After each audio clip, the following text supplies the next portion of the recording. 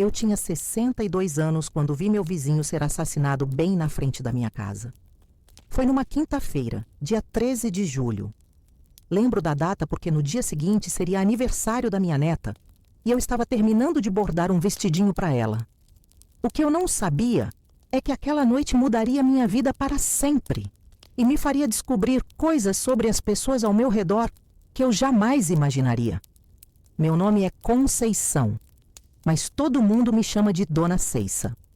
Moro na mesma casa há 45 anos, numa rua tranquila no bairro São Benedito.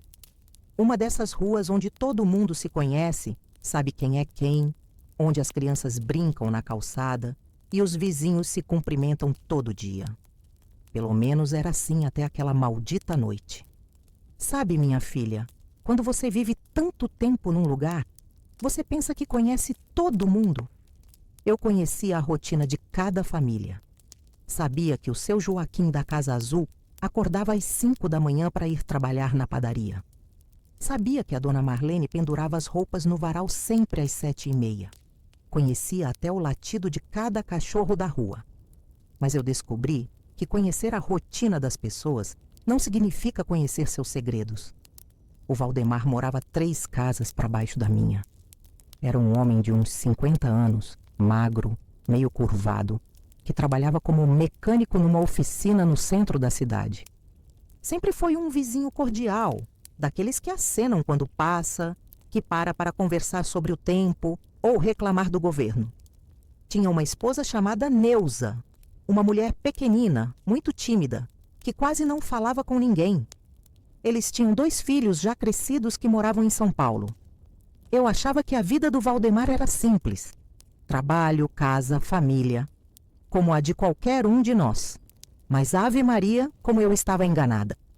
Naquela quinta-feira, eu estava na varanda bordando o vestidinho da minha neta, quando ouvi vozes alteradas vindo da direção da casa do Valdemar. Não era incomum ouvir discussões entre vizinhos de vez em quando, então no começo não dei muita atenção. Mas as vozes foram ficando mais altas, mais agressivas.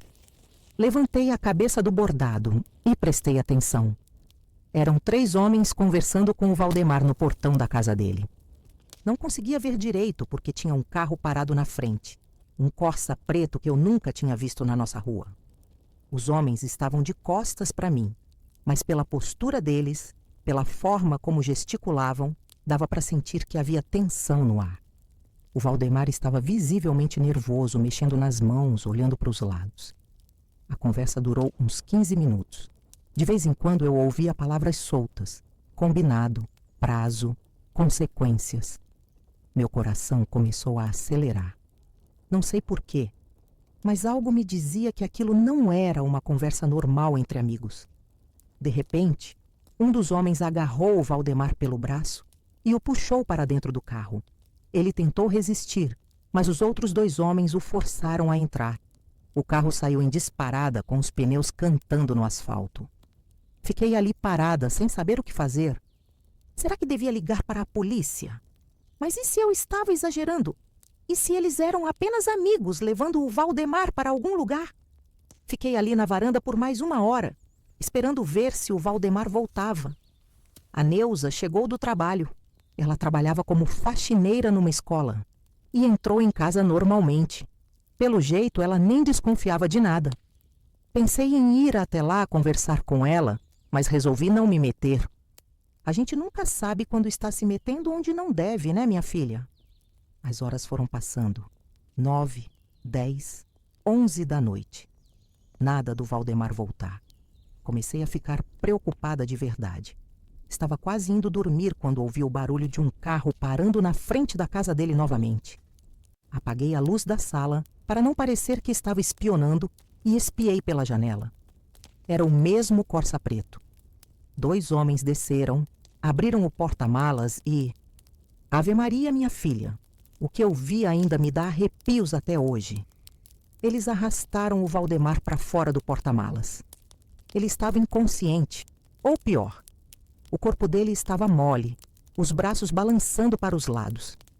Um dos homens segurou ele pelos ombros, o outro pelos pés, e eles o carregaram até o portão da casa. Mas em vez de levá-lo para dentro, eles o jogaram ali mesmo, na calçada, como se fosse um saco de lixo. O som do corpo dele batendo no chão ecoou pela rua silenciosa. Depois disso, eles voltaram para o carro e foram embora, sem pressa, como se nada tivesse acontecido. Fiquei paralisada atrás da cortina. Meu coração estava batendo tão forte que eu tinha certeza de que os vizinhos podiam ouvir. Sabia que precisava fazer alguma coisa, mas estava com muito medo. E se aqueles homens voltassem? E se me vissem? E se eu virasse a próxima vítima? Mas não podia deixar o Valdemar jogado ali na rua. Esperei uns 10 minutos para ter certeza de que os homens tinham ido embora de verdade. Peguei coragem e saí de casa. Minhas pernas estavam tremendo tanto que mal conseguia andar. Cheguei perto do Valdemar e... Minha filha! Eu soube na hora que ele estava morto. Os olhos abertos, vidrados, olhando para o nada. Uma mancha de sangue embaixo da cabeça. Voltei correndo para casa e liguei para a polícia. Estava tão nervosa que mal conseguia falar direito. O atendente perguntou meu nome, endereço, o que tinha acontecido. Falei que tinha um homem morto na rua, que eu tinha visto ele ser jogado ali por 2 desconhecidos. Disseram que mandariam uma viatura imediatamente. A polícia chegou uns 20 minutos depois. 2 policiais jovens que pareciam mais perdidos do que eu. Fizeram algumas perguntas básicas, isolaram a área com aquela fita amarela e chamaram a perícia. A essa altura, alguns vizinhos já tinham acordado com o movimento e saído de casa para ver o que estava acontecendo. A Neuza saiu gritando quando viu o marido estirado na calçada. Foi uma cena de partir o coração. Ela se jogou em cima do corpo dele, chorando, perguntando o que tinha acontecido. Os policiais tiveram que segurá-la para ela não contaminar a cena do crime. Eu me ofereci para ficar com ela, mas ela estava tão em choque que nem conseguia falar direito. Nos dias seguintes, a nossa rua virou um caos. Jornalistas curiosos, mais policiais. O caso do Valdemar saiu até no jornal da cidade. Mecânico é encontrado morto em bairro residencial. Mas a reportagem não falava muito coisa, só que a polícia estava investigando e que não havia suspeitos ainda. Eu prestei depoimento 3 vezes. Contei tudo o que tinha visto. Os 3 homens, a conversa alterada, o Valdemar sendo levado à força, o carro voltando horas depois com o corpo. Os policiais anotaram tudo, mas eu sentia que eles não estavam levando muito a sério. Era como se para eles fosse só mais um caso de violência urbana, mais um pobre que se meteu com quem não devia. Mas eu não conseguia tirar aquilo da cabeça. Ficava pensando no que eu tinha ouvido durante a conversa. Combinado, prazo, consequências. Que tipo de combinado o Valdemar tinha feito? Com quem? E por que ele foi morto? Foi aí que comecei a prestar mais atenção nas coisas ao meu redor. Sabe como é? Quando você vive uma situação dessas, você começa a perceber detalhes que antes passavam despercebidos. E foi assim que comecei a descobrir que o meu vizinho, aquele homem simples que eu achava conhecer, tinha uma vida muito mais complicada do que eu imaginava. 2 semanas depois do assassinato, uma mulher apareceu na nossa rua perguntando pela casa do Valdemar. Era uma moça nova, bonita, mas com uma expressão muito triste no rosto. Ela bateu na minha porta perguntando se eu conhecia ele. Disse que sim, que tinha sido minha vizinha. Então ela começou a chorar e me contou uma história que me deixou de boca aberta. O nome dela era Patrícia e ela tinha um relacionamento com o Valdemar há 3 anos. Isso mesmo, minha filha. O homem tinha uma amante e eu nunca desconfiei de nada. A Patrícia disse que ele ia na casa dela 2 vezes por semana, sempre depois do trabalho. Contava para a esposa que tinha que fazer hora extra na oficina. Mas o que mais me chocou foi quando ela me contou sobre os problemas financeiros dele. Segundo a Patrícia, o Valdemar devia dinheiro para muita gente. Tinha feito empréstimos com agiotistas para sustentar a vida dupla que levava. Gastava com ela, com presentes, jantares, viagens de fim de semana que a esposa nem sabia que existiam. E o pior, ele tinha prometido se separar da Neuza para ficar com ela. Mas para isso, precisava de mais dinheiro ainda. A dívida foi crescendo, crescendo, até que chegou num ponto que ele não conseguia mais pagar nem os juros. Os agiotistas começaram a fazer pressão. Primeiro ligações, depois ameaças, depois visitas na oficina onde ele trabalhava. A Patrícia disse que nas últimas semanas antes de morrer, ele estava desesperado. Não dormia, não comia direito, estava sempre nervoso. Aquelas palavras que eu tinha ouvido na conversa, combinado, prazo, consequências, começaram a fazer sentido. O Valdemar devia ter feito um último combinado com os agiotistas, prometido pagar numa data específica. E quando não conseguiu, veio a consequência final. A Patrícia me perguntou se eu sabia alguma coisa sobre o dinheiro dele. Disse que tinha certeza de que ele tinha guardado alguma coisa em casa, porque nas últimas conversas ele falava sobre resolver tudo de uma vez. Eu disse que não sabia de nada, mas aquilo me fez pensar. Será que o Valdemar realmente tinha dinheiro escondido em casa? Depois que a Patrícia foi embora, fiquei pensando na situação. A Neuza continuava morando sozinha na casa, ainda de luto, mal falando com os vizinhos. Será que ela sabia da vida dupla do marido? Será que sabia das dívidas? E se soubesse do dinheiro escondido? Alguns dias depois, decidi ir conversar com ela. Levei um prato de comida, aquele arroz doce que eu faço e que todo mundo gosta, como desculpa para a visita. A Neuza me recebeu, mas estava claramente desconfortável. A casa estava uma bagunça, roupas espalhadas, louça suja na pia. Ela estava claramente deprimida. Sentamos na sala e comecei a conversar devagar, com cuidado. Perguntei como ela estava, se precisava de alguma coisa, se a família dela tinha vindo ajudar. Ela respondia com monossílabos, olhando sempre para baixo. Então, com todo o cuidado do mundo, comentei sobre os problemas financeiros que às vezes as famílias enfrentam depois da morte do provedor. Foi aí que ela explodiu. Começou a chorar e disse que não sabia como ia fazer para pagar as contas, que o Valdemar tinha deixado muitas dívidas, que ela nem imaginava de onde tinha saído tanto débito. Disse que homens estranhos tinham aparecido na casa dela cobrando dinheiro, que ela estava com medo. Contei para ela sobre a Patrícia, sobre o relacionamento extraconjugal do Valdemar. A princípio ela negou, disse que isso não podia ser verdade. Mas quando mostrei alguns detalhes que só quem sabia da situação poderia saber, ela desabou.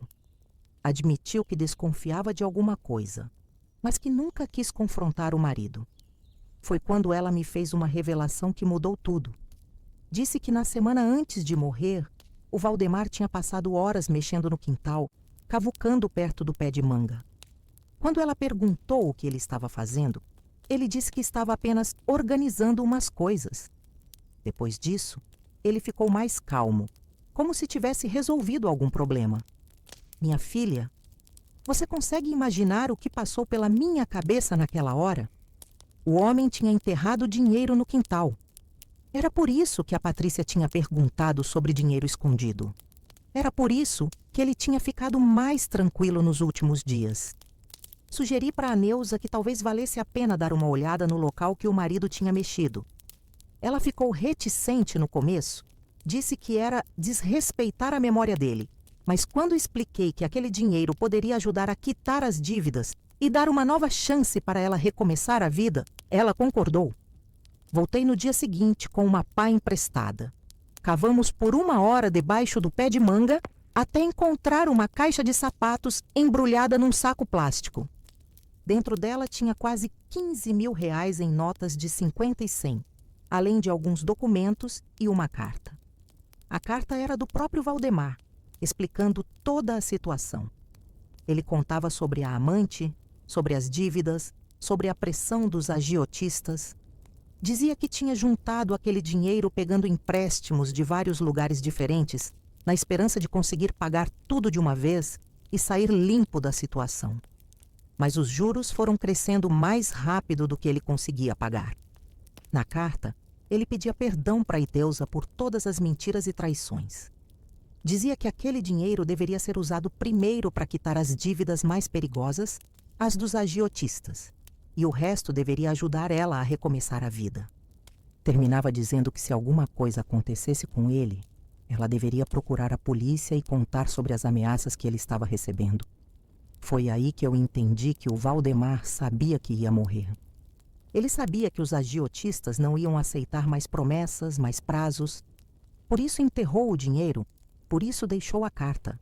Era uma forma de tentar proteger a família, mesmo depois da morte. Convenci a Neuza a levar a carta para a polícia. Com aquela informação, os investigadores finalmente tiveram uma pista concreta para seguir. Descobriram o nome do agiota principal, um homem conhecido como Boca Torta, que controlava os empréstimos ilegais na região. Em 2 semanas, prenderam ele e mais 3 capangas. Durante o interrogatório, um deles confessou o crime. Disseram que tinham levado o Valdemar para um galpão abandonado nos arredores da cidade, que tinham tentado fazê-lo revelar onde estava o dinheiro. Quando ele disse que não tinha nada, que só conseguiria pagar parcelado, eles perderam a paciência. Um dos homens deu uma pancada na cabeça dele com uma chave de fenda. A princípio não era para matar, só para assustar. Mas a pancada foi mais forte do que pensavam. Quando perceberam que ele tinha morrido, entraram em pânico. Decidiram jogar o corpo na frente da casa dele para fazer parecer que tinha sido assaltado na rua. Acharam que, desse jeito, a polícia não ia investigar muito, que ia ficar por isso mesmo. O julgamento foi rápido. Os 4 homens foram condenados por homicídio e formação de quadrilha. O tal Boca Torta pegou 20 anos de prisão. Os outros pegaram entre 12 e 15 anos cada um. Justiça foi feita, pelo menos nesse aspecto. Mas sabe, minha filha, tem coisas que a justiça não consegue consertar. A vida da Neuza ficou destroçada para sempre. Não só pela morte do marido, mas pela descoberta de todas as mentiras que ele contou durante anos. Ela me disse uma vez que era como se tivesse perdido o marido 2 vezes. Primeiro, quando descobriu as traições, depois quando ele morreu de verdade. Ela usou parte do dinheiro enterrado para quitar as dívidas mais urgentes e vendeu a casa. Foi morar com uma irmã em outra cidade. Na última vez que conversamos, ela disse que estava tentando reconstruir a vida, mas que nunca mais seria a mesma.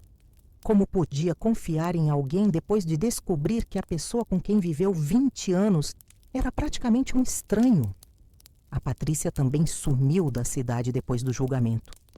Acho que ela se sentiu culpada por ter sido, mesmo sem querer, uma das razões que levaram o Valdemar a se endividar tanto. Às vezes me pergunto se ela sabia dos métodos que ele estava usando para sustentar o relacionamento dos dois. Será que ela desconfiava que o dinheiro vinha de agiotistas? E eu, que pensei que conhecia meu vizinho, descobri que não sabia nada sobre ele. Quantas outras pessoas na nossa rua estão vivendo vidas duplas? Quantos outros segredos existem por trás das portas que vejo todo dia? Depois daquele episódio, comecei a observar mais os vizinhos.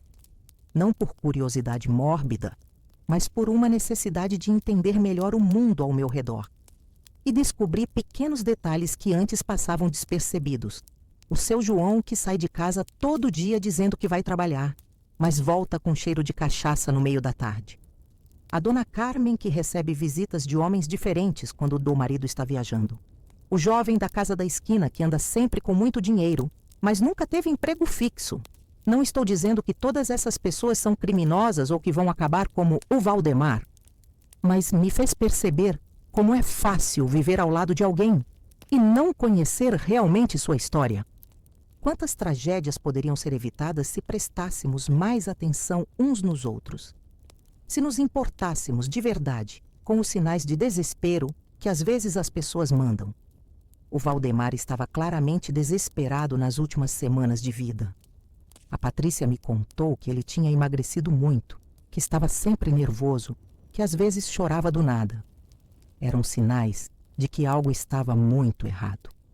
Mas nenhum de nós, nem eu, nem a Neuza, nem os colegas de trabalho, percebeu ou se importou o suficiente para oferecer ajuda. Talvez se alguém tivesse conversado com ele, oferecido uma alternativa, procurado uma solução, Talvez se ele tivesse contado para a família sobre os problemas financeiros em vez de tentar resolver tudo sozinho. Talvez se ele tivesse procurado ajuda profissional em vez de se afundar cada vez mais nas mentiras. Mas eu sei que é fácil falar isso depois que tudo aconteceu. Na hora, a gente nunca sabe exatamente o que fazer. A gente tem medo de se meter na vida dos outros, de parecer intrometido.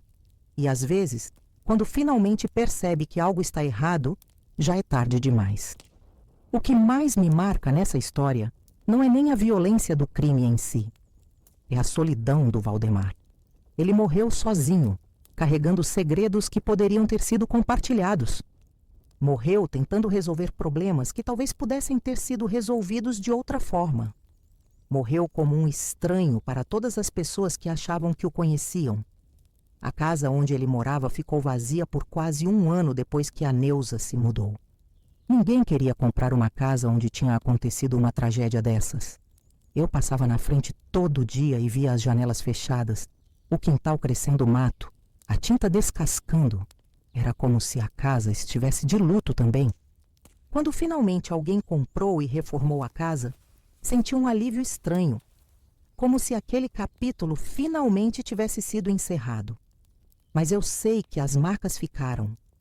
Não só em mim, que presenciei tudo, mas na rua inteira.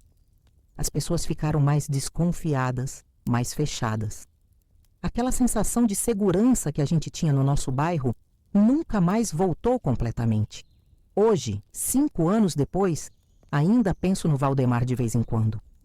Principalmente quando vejo alguma notícia no jornal sobre dívidas, agiotagem, pessoas que se metem em situações perigosas por causa de dinheiro. E sempre me pergunto, será que alguém próximo poderia ter feito alguma coisa para evitar a tragédia? Não tenho resposta para essa pergunta. Talvez nunca tenha. Mas o que eu aprendi com toda essa história é que a gente nunca pode parar de se importar com as pessoas ao nosso redor. Mesmo que às vezes pareça que estamos sendo intrometidos, mesmo que às vezes as pessoas não queiram nossa ajuda. Porque no final das contas, minha filha, a vida é muito frágil.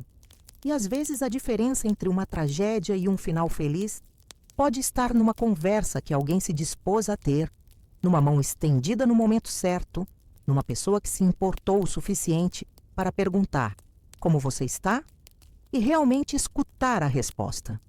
O Valdemar morreu porque achou que tinha que resolver tudo sozinho. Porque teve vergonha de pedir ajuda. Porque preferiu mentir para as pessoas que amava em vez de contar a verdade e correr o risco de decepcioná-las. E no final, acabou decepcionando todo mundo mesmo assim. Zempton, se eu pudesse falar com ele hoje, sabe o que eu diria?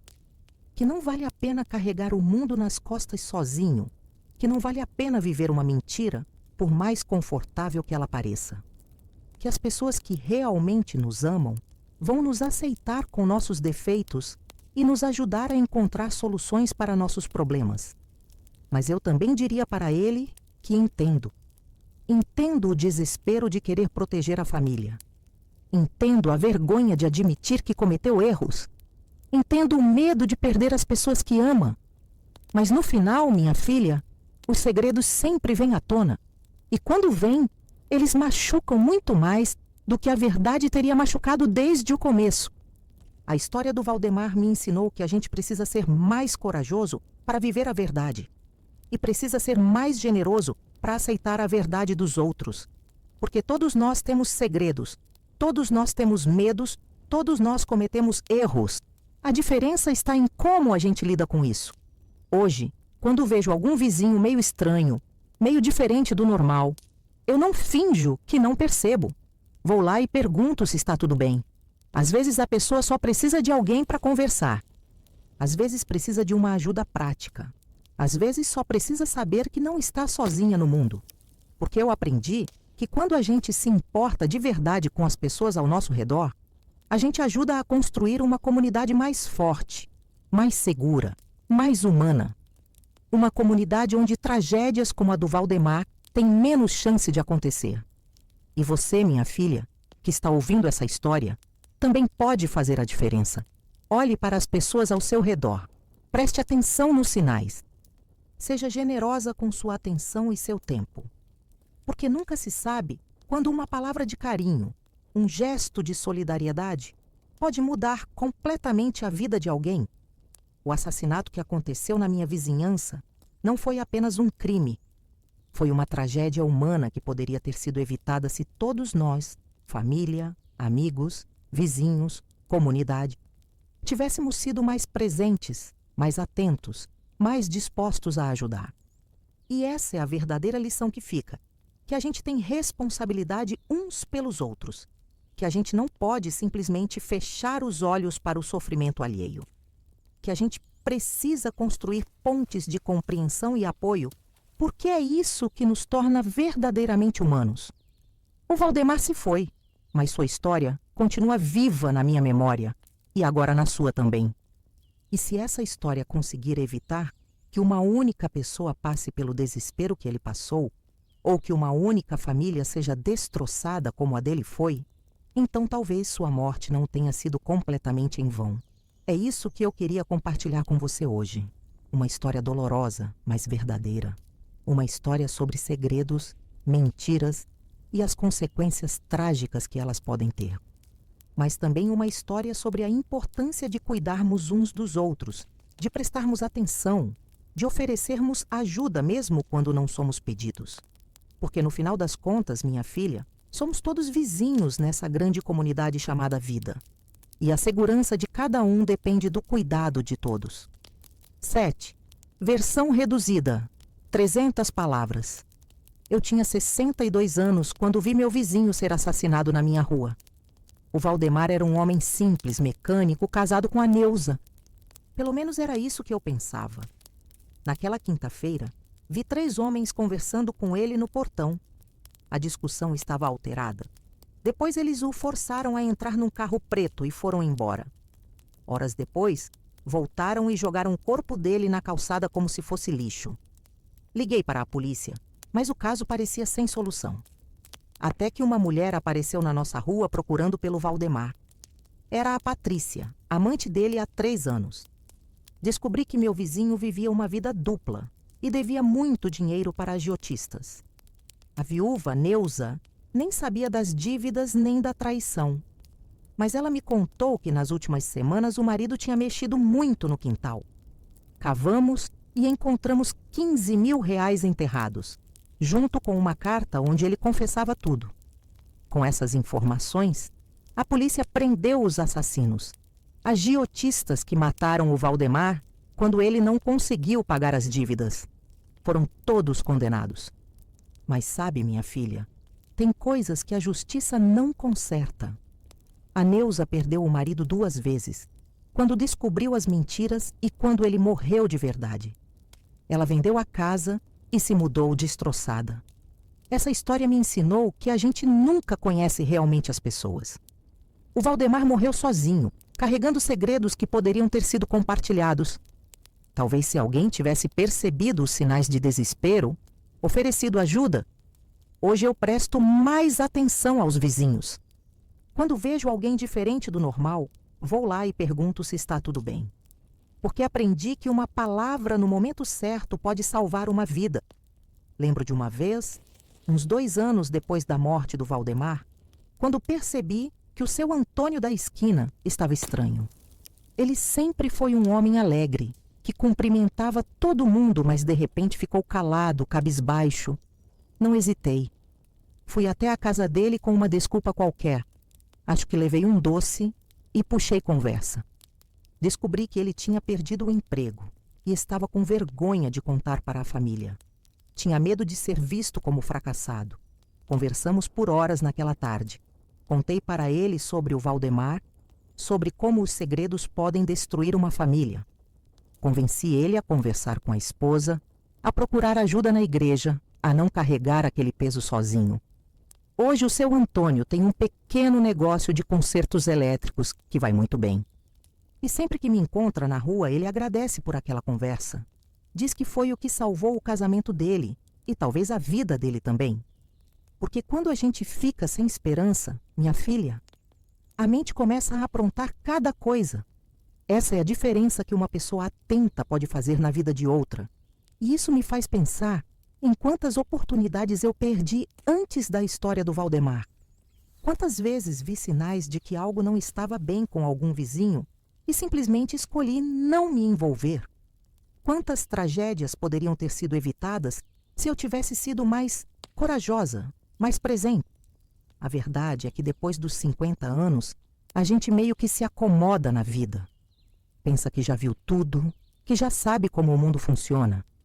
Mas o caso do Valdemar me ensinou que a gente nunca para de aprender sobre a natureza humana. E, principalmente, que a gente nunca deve parar de se importar. Tem uma coisa que eu nunca contei para ninguém até hoje. Na noite em que o Valdemar foi morto, antes de tudo acontecer, eu tive um pressentimento estranho. Estava na varanda bordando quando senti um aperto no peito, uma sensação ruim que não conseguia explicar. Cheguei até a pensar em entrar para casa, mas resolvi ficar. Agora eu fico pensando, será que foi intuição? Será que de alguma forma eu sabia que algo terrível ia acontecer? E se eu tivesse seguido esse pressentimento e entrado para casa, será que não teria visto nada? Será que o crime teria acontecido do mesmo jeito, mas sem testemunha? Às vezes me pergunto se não foi o destino que me colocou ali naquela noite, para ser a testemunha que faria justiça ao Valdemar, para descobrir a verdade sobre sua vida dupla, para ajudar a Neuza a encontrar o dinheiro que daria uma nova chance para ela, para garantir que os assassinos não ficassem impunes. Mas sabe o que mais me marca nessa reflexão? É pensar que se eu não tivesse estado ali, se não tivesse visto tudo, o caso provavelmente teria ficado sem solução. A polícia teria arquivado como mais um crime sem pistas. Os agiotistas teriam continuado livres, fazendo outras vítimas. A Neuza nunca teria descoberto sobre o dinheiro enterrado no quintal. E isso me faz pensar em quantos crimes ficam sem solução justamente porque não há testemunhas dispostas a se envolver. Quantas pessoas preferem não ver nada para não ter problema? Quantas famílias ficam sem respostas porque os vizinhos escolheram o silêncio? Eu poderia ter feito essa escolha também. Poderia ter fingido que não vi nada, que estava dormindo quando tudo aconteceu. Seria mais fácil, mais seguro. Mas aí eu olho para trás e penso: como eu conseguiria viver comigo mesma, sabendo que deixei um crime impune por covardia? Claro que tive medo. Muito medo. Durante semanas depois do acontecido, eu mal conseguia dormir. Qualquer barulho na rua me fazia pular da cama. Chegava a sonhar com aqueles homens voltando para me silenciar. Meus filhos queriam que eu fosse morar com um deles em outra cidade, pelo menos até o julgamento acabar. Mas eu sabia que se saísse dali, se fugisse do que tinha acontecido, nunca mais seria a mesma. Ia passar o resto da vida olhando por cima do ombro, com medo de fantasmas. Então decidi enfrentar. Decidi que ia ver a justiça sendo feita, mesmo que isso significasse arriscar minha própria segurança. E foi a decisão certa. Não só porque os criminosos foram punidos, mas porque isso me deu uma força interior que eu nem sabia que tinha. Me fez entender que quando a gente faz o que é certo, mesmo com medo, a gente cresce como pessoa. A gente descobre uma coragem que nem sabia que existia. Hoje, quando jovens me procuram pedindo conselhos sobre problemas da vida, eu sempre conto essa parte da história. Conto que coragem não é a ausência de medo. Coragem é fazer o que precisa ser feito mesmo tendo medo. É escolher o que é certo mesmo quando é difícil. O Valdemar não teve essa coragem. Ele escolheu as mentiras porque pareciam mais fáceis no momento. Escolheu os empréstimos com agiotistas porque parecia a solução mais rápida. Escolheu o silêncio porque tinha medo de decepcionar as pessoas. Mas no final, todas essas escolhas fáceis levaram à tragédia. E isso é outra lição importante que aprendi. Não existe caminho fácil na vida. Quando a gente tenta pegar atalhos, quando tenta evitar as consequências de nossas escolhas, geralmente acabamos criando problemas muito maiores. A vida tem uma forma de cobrar a conta mais cedo ou mais tarde. Se o Valdemar tivesse sido honesto com a esposa desde o começo sobre suas dificuldades financeiras, talvez eles tivessem encontrado uma solução juntos. Se ele tivesse terminado o casamento antes de começar o relacionamento com a Patrícia, não teria criado essa necessidade de sustentar duas vidas. Se ele tivesse procurado ajuda quando as dívidas começaram a crescer, em vez de recorrer a agiotistas. Mas eu sei que é fácil julgar quando a gente está do lado de fora da situação. Quando a gente está desesperado, com medo, sob pressão, nem sempre consegue pensar com clareza. O desespero faz a gente tomar decisões que em outras circunstâncias jamais tomaria. Por isso que é tão importante ter uma rede de apoio, ter pessoas em quem confiar, com quem conversar, que podem nos dar uma perspectiva diferente quando estamos perdidos. O Valdemar não tinha isso, ou pelo menos achava que não tinha. Porque a verdade é que ele tinha, sim. Tinha uma esposa que o amava, mesmo com todos os defeitos dele. Tinha vizinhos que se importavam. Eu mesma, se ele tivesse me procurado, teria ajudado no que fosse possível. Tinha colegas de trabalho, tinha família. Mas ele escolheu carregar tudo sozinho. E essa é talvez a tragédia mais triste de toda essa história. O Valdemar morreu se sentindo sozinho quando na verdade estava rodeado de pessoas que poderiam ter ajudado. Morreu acreditando que não havia saída quando talvez houvesse várias. Morreu por orgulho, por vergonha, por medo de ser julgado. Quantas pessoas hoje estão passando pela mesma situação que ele passou? Quantas estão carregando segredos pesados, mentindo para as pessoas que amam, se afundando em dívidas ou outros problemas porque tem medo de pedir ajuda? Se você que está ouvindo essa história está passando por alguma dificuldade, se está escondendo alguma coisa das pessoas próximas, se está se sentindo sozinho e sem saída, por favor, lembre da história do Valdemar. Lembre que os segredos têm um peso que só aumenta com o tempo. Lembre que as pessoas que realmente nos amam preferem conhecer nossa verdade, por mais dolorosa que seja, do que viver numa mentira. Procure ajuda. Converse com alguém de confiança. Não tente resolver tudo sozinho, porque a vida é pesada demais para carregar na solidão. E sempre, sempre existe uma saída, mesmo quando parece que não. Depois de tudo o que aconteceu, eu mudei minha forma de ver a comunidade onde vivo. Antes eu pensava nos vizinhos como pessoas que simplesmente compartilhavam a mesma rua comigo. Agora eu entendo que somos uma família estendida, que temos responsabilidade uns pelos outros. Comecei a organizar encontros mensais aqui na rua. Nada muito formal, só um café na casa de alguém, onde a gente pode conversar, se conhecer melhor, compartilhar as dificuldades e as alegrias. No começo, algumas pessoas acharam estranho, disseram que não tinham tempo. Mas aos poucos foi pegando. Hoje esses encontros são uma tradição na nossa rua. As crianças brincam juntas enquanto os adultos conversam. A gente se ajuda com pequenos favores. Alguém que pode buscar uma receita na farmácia para quem não pode sair. Alguém que pode cuidar das plantas quando o vizinho viaja. Alguém que pode dar uma carona para quem precisa. Mais importante ainda, a gente conversa sobre os problemas de verdade.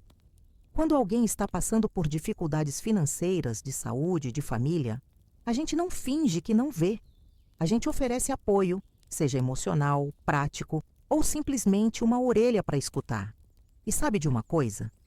Desde que começamos esses encontros, nossa rua ficou mais segura. Não só porque todo mundo se conhece e presta atenção no que acontece, mas porque as pessoas se sentem menos sozinhas.